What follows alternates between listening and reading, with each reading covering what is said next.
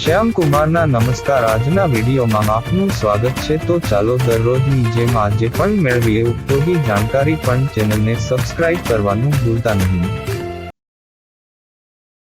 ચોખા એ વિશ્વભરના ઘણા લોકો માટે મુખ્ય ખોરાક છે અને ભારતમાં ચોખાની વિવિધ જાતો ઉપલબ્ધ છે, જે દરેકની પોતાની આગવી લાક્ષણિકતાઓ અને સ્વાદ ધરાવે છે।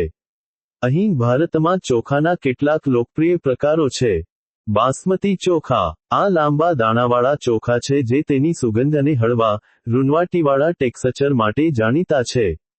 તે પુલાવ અને બિરયાની જેવી વાનગીઓ માટે લોકપ્રિય પસંદગી છે।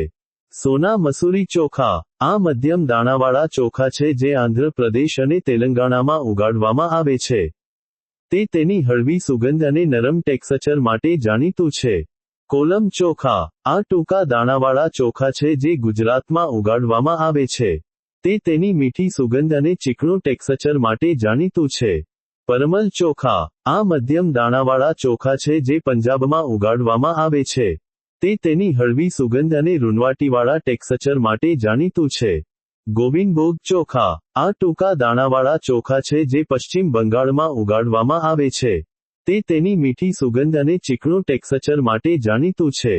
HMT ચોખા, આ મધ્યમ દાણાવાળા ચોખા છે જે કર્ણાટકમાં ઉગાડવામાં આવે છે। તે તેની હળવી સુગંધ અને નરમ ટેક્સચર માટે જાણીતું છે।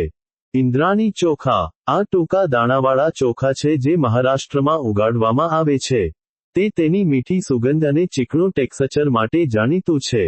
કાળા ચોખા, કાળા ચોખા એ ચોખાનો એક પ્રકાર છે જે તેના કાળા રંગ અને પોષક તત્વોની ઊંચી માત્રા માટે જાણીતો છે। તે એન્ટીઓક્સિડન્ટો અને ફાઇબરનો સારો સ્ત્રોત છે। લાલ ચોખા, લાલ ચોખા એ ચોખાનો એક પ્રકાર છે જે તેના લાલ રંગ અને પોષક તત્વોની ઊંચી માત્રા માટે જાણીતો છે। તે એન્ટીઓક્સિડન્ટો અને ફાઇબરનો સારો સ્ત્રોત છે। ચોખાના અન્ય પ્રકારો, ભારતમાં ચોખાના અન્ય ઘણા પ્રકારો ઉગાડવામાં આવે છે, જેમાં જાસ્મીન ભાત, બ્રાઉન રાઈસ અને સ્ટીકી રાઈસનો સમાવેશ થાય છે। ભારતમાં ચોખાના વિવિધ પ્રકારો ઉપલબ્ધ હોવાથી, દરેક માટે પસંદગીઓ અને જરૂરિયાતો માટે વિવિધ વિકલ્પો છે।